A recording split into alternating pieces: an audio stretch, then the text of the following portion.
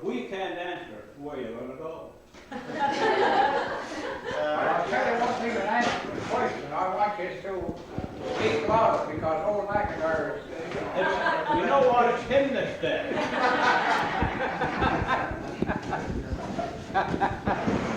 Oh, well.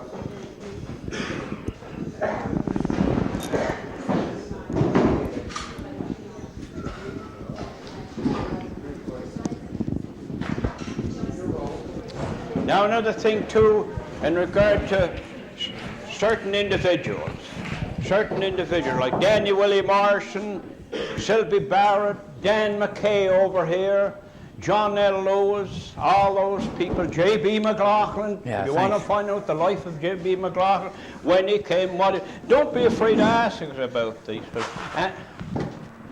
Archie, there's one thing I'm interested in. Back in those days, was there a retirement age?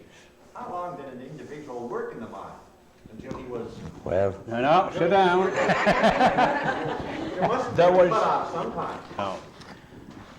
He was cut off by his own voluntary retirement because some of them worked in the coal mine under those conditions. They were 73 years old. Well, all right. Did the coal company leave any pensions? No. In 1923, they gave a sort of a pension. You know what the pension was?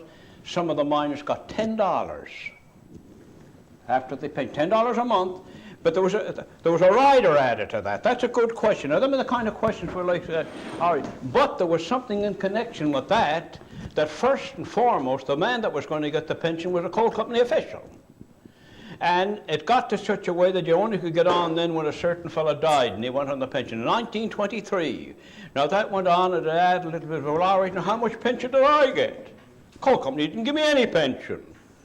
You see, after 50 years of working in the coal mines, those coal mines, when they took that 99-year lease and the Dominion Coal Company, you know what they done? When they seen they couldn't make any more profit, what they done, like the gypsies of old, they picked up their tents and they stole away at night. And they left debts upon debts here that they owed, and they never give the older coal miners like me and Bill Pittman 1 cent. They went and they got what they call the Stanfield pension that time, 75 cents first, and if you're a good little boy and you made sure you didn't vote against him, you give you 50 more. But you see, this became universal after a while, and then it was only later on that through Tom Kent, and some of the things with Mr. Kent I didn't agree with, some of he didn't agree with me, but it was through his efforts that we got any pension at all. In 1923, in some of the coal mines, you know what?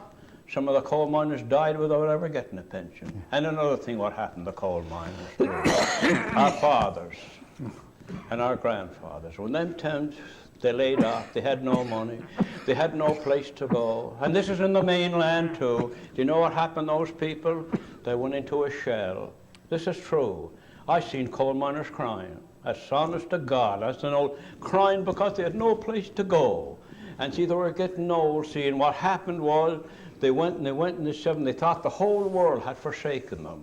Now, through that experience, we done something. Well, I think we done the best we could. What we done after that, not only Bill, but many more, and the women, our wives too, we decided now on pension, we're going to leave what happened Granddad, or we're going to leave what happened Dad. No, we won't. We'll keep on the good work that we had with already. You know what we'll do? We'll form pensioners' unions, pensioners' clubs. You have them here. The steel workers got them. So we started away in Glace Bay. We got no money. We're into a little check that was controlled politically. And so, well, we decided that we'd get together again. And we'll live up the old spirit and we'll revive it again. Now, instead of help the young ones, the UMW is looking after them, we'll help the older people, and we're old ourselves. We're getting to be little old men now. But we wouldn't tell our wives they were getting old. Because, if you tell a woman she's getting old, you may as well leave for Vancouver.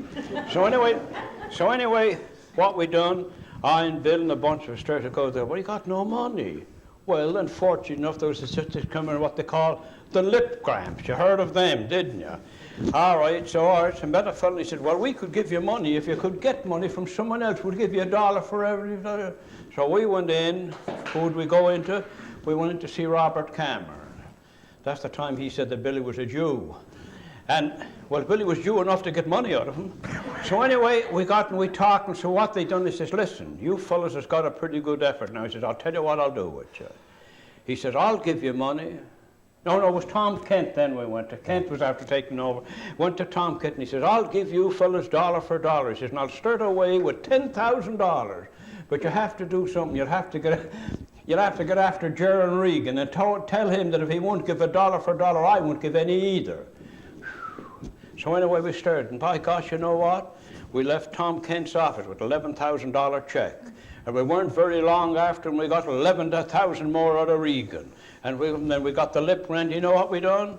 We went down, there was a great big place in Glace Bay, and me and Bill was down. She was the old bank of Nova Scotia. You might, the old bank. We were looking in, when there was a dismantled, the worst building over in Germany. I said, my God, I wouldn't take anybody at this place. Bill says, yes, we will. You know what we'll do? We'll get the lip grant. We'll go up to them fellas. We'll get 24,000 out of them fellas. And then we'll get the people unemployed. You know what we done? Went into Sydney, and the mayor of the town with us. Listen to this one. And we went in. Mr. Kent was there, and he was very favourable. And Mr. Alistair Graham was there, and then they said, you've got a very good idea. Those fellas have got a good idea in mind. Let us do something for them. Tom Kent says, sure. He says, are there any buildings in Glace Bay? He said, you fellas can't start buying land and everything. Building. Yes. One of the fellas said, there's a building in Glace Bay. He says, on Commercial Street. Dan Monroe says, mayor of the town, he says, we're going to get that building. And Tom Kent says, you're not going to get that building. They're going to get that building. And you know what they got the building for? $1. And today she's up there. I'm not going to tell you how much it is because if you do, I'm afraid it's the assessment fellows will hear it and assess it. They were very thankful to have the Jew with them then. Yeah. Oh yes, we had the Jew with it. And so we got that place down there. But now going back to the pensions, now the pensions are increasing. Of course now we're getting the old age pension. I'll tell you one thing, we're better off now than ever we were. You know, when you go down, you put your hand into the mailbox and you take it out and you don't have to go to work in the pit. There's nothing wrong with that. No more molasses, the oil can. We get 154 a month from the coal company now. That's what we get from the coal company. And them early days, see, one of the things that was prominent there, and you can say what you like. I'm going to tell you what now, with that bonnet that our mothers used to make, and that butter, homemade butter, and put a slap of molasses on top of that, and we didn't know what if you told us what a sandwich was, we wouldn't know what you're talking about. And stuff like that, and you know, it must have been all right because I'm 79 and I don't look too bad. Where did you get the homemade butter? Well, they made it. A fella go around from the country. No, they made it, for God's sake. Yeah. Didn't you know my mother singing, you got Gaelic at the Catalan, and cat the Catalan, we all know that, the Inverness is full of Gaelic. And they made the butter, they made the cream, and they had the curd and everything else, and of course they another thing too with the schools. Those people, one thing we did realize that one thing we'd have to do, that come what may, our children were not going to, they would go in the coal mine, but they weren't going to be forced into the coal mines because I'll work extra time, and we did, and your people did, to see that my children and his children and your children would never go through the galley slave system of days of old that I went through. And I was willing to sacrifice, I work extra time, and if there's anything I can do to build up, to get this compensation, to build the churches, build the schools, we'll go and I'll do it, and I'll sacrifice it, and I'll do it for nothing. And you know what? I'm talking about all the coal miners and the steel workers and their mothers and their fathers. And one thing I said, and the sister won't mind me saying this, and I often said to myself, if the coal miners and the steel workers and the fishermen and those people in the early days in Nova Scotia and Cape Breton, the way that they worked, by gosh, I said to myself, if they didn't make heaven, God help the other fella. Yeah. Because I'll tell you a little story. This will be the end of this. No more stories. There was a fellow told me he died. He dreamt that he died. You heard this story, but no harm to tell it again. So he said, and they're lined up and said St. Peter was there. He's dreaming. He said they're all up and St. Peter was there, and he seen a whole crowd of people. You might have heard this story, waving and hollering. And this fellow says to the man ahead of him, "What's going on?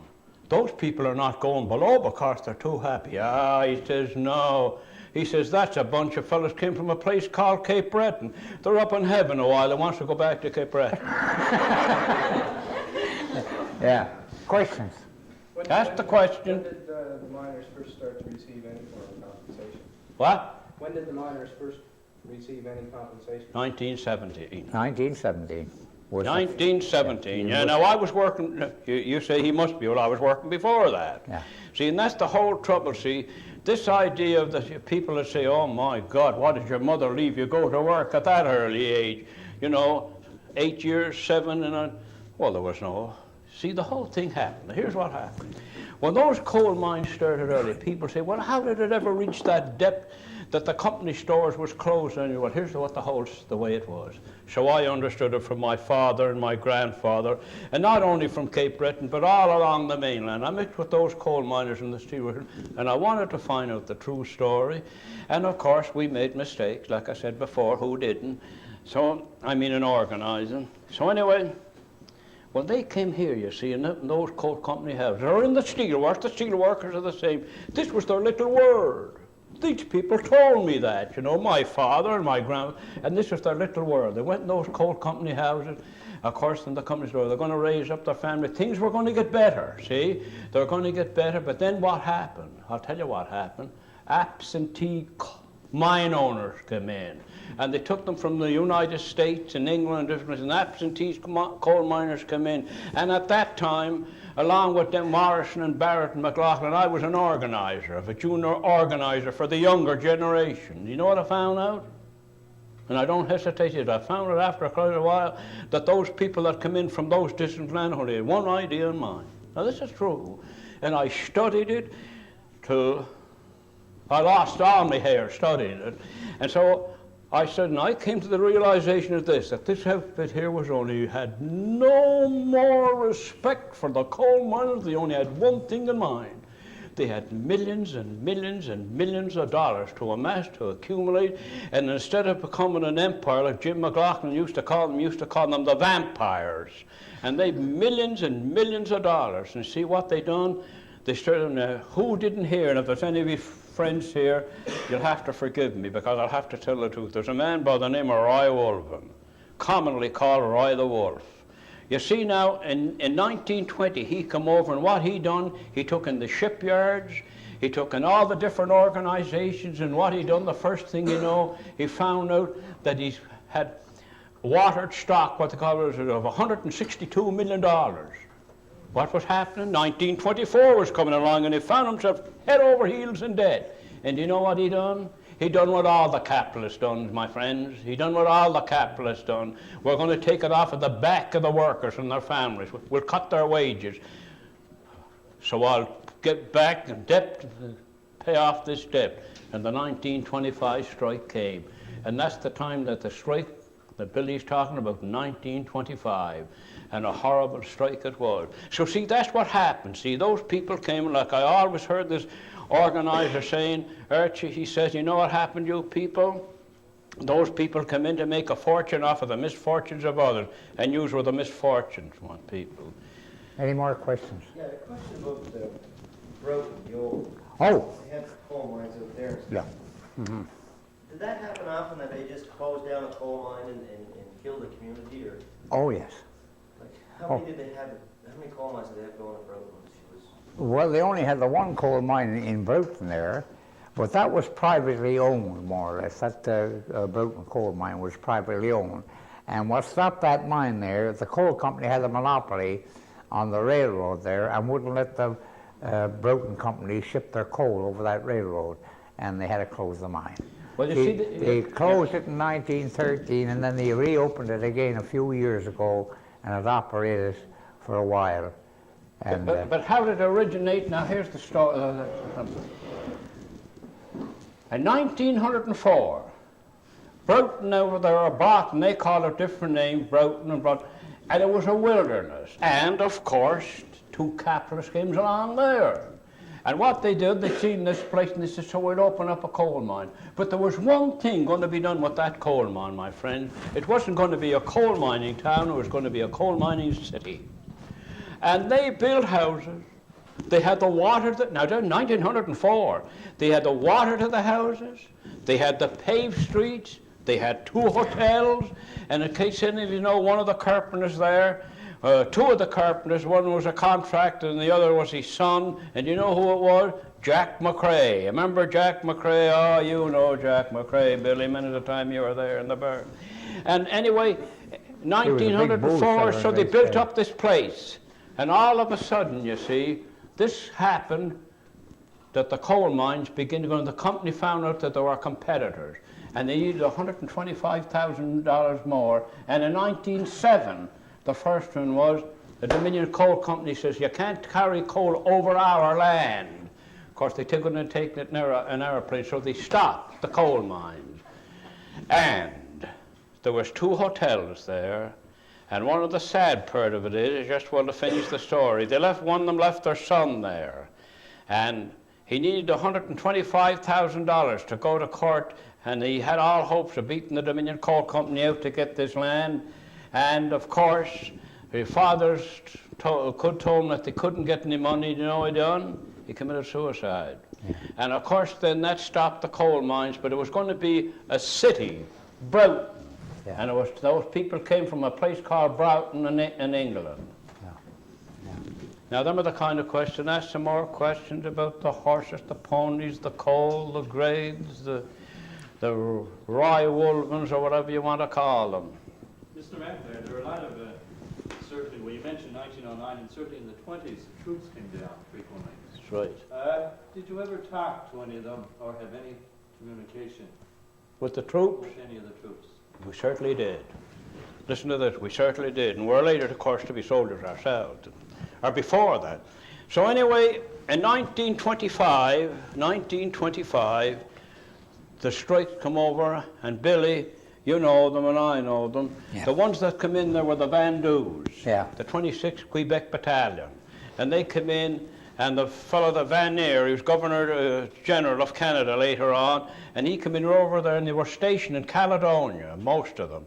And we got talking to those fellows, and we knew them, and you know what, hard to believe this, that them soldiers played ball with us, didn't they? Yeah. They look, and do you know what, those were, we know this, a soldier's a soldier, you've got to do what you're told. So do you know what? Those soldiers there were the funny thing. In 1925, we found the finest fellows you could ever see. And of course, that was. But in the early years, now they were different. In the early years, what they did, in the early years, in 1909, and then they sent in soldiers. They went along over in Halifax, and they got every gangster and thug and thief. Bums and everything else, and they put a uniform on them and they give them iron bars to go to beat up the workers if they'd ever try to do it, and they'd see this scab labour. No, I'm not going to tell no more story. Yeah, I'm going to tell this one. My uncle was over, him and 2 other fellows from Caledonia, the only young fellows in the 1909 strike.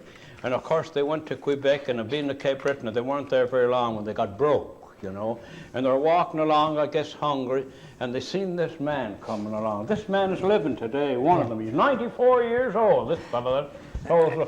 And they seen this fellow with the bow tie coming along and says, hello, gentlemen, how are you today?